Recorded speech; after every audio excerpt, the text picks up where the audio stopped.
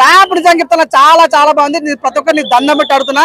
So ఆరోగ్యానికి హానికరం గుట్కా నేను చూసా, మట్కా చాలా చాలా బాగుంది అన్న. మట్కా నిజంగా మంచి ఫీలింగ్ అన్న. నిజంగా నాకు చాలా మంది కొన్ని సినిమాలు అంటే చూస్తుంటాం చాలా బాగా అనిపిస్తాయి. ఈ సినిమా మాత్రం చాలా గుర్తుండిపోయేస్తుంది.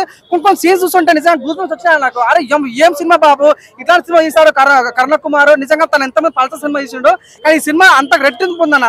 ఈ సినిమాని మట్కా అన్న కన్నా కూడా గద్దలకొండ గణేష్ పార్ట్ 2 అంటే చాలా బాగుంది. అన్న వైలెన్స్ కానీ అన్న లుక్స్ కానీ చాలా చాలా బాగుంది. తనకు అంటే కొన్ని సీన్స్ కూలర్ లాగా ఉంటాడు, కొన్ని సీన్స్ లీడర్ లాగా ఉంటాడు, ఇంకొక సీన్స్ గ్యాంగ్స్టర్ లాగా ఉంటాడు. చాలా బాగుంది. అంటే మట్కా ఎట్లా ఉంటుంది, మట్కా ఎట్లా ఆడతారు, ఎట్లా నాశనం అయిపోతారో సినిమా పంచడం అంటే ఒక కేజీఎఫ్ లాగా సేమ్ చెప్పాలంటే కష్టపడాలి, సక్సెస్ అవ్వాలి, తర్వాత గవర్నమెంట్ యాంటీ అవ్వడం, గవర్నమెంట్ ఎట్లా పోరాడిన తన పైన అనేది చాలా బాగుంది. నిజంగా నాకు తెలుగు కేజీఎఫ్ అనిపించిన బీజం అయితే చాలా చాలా బాగుంది. క్లైమాక్స్ కూడా చాలా బాగుంది.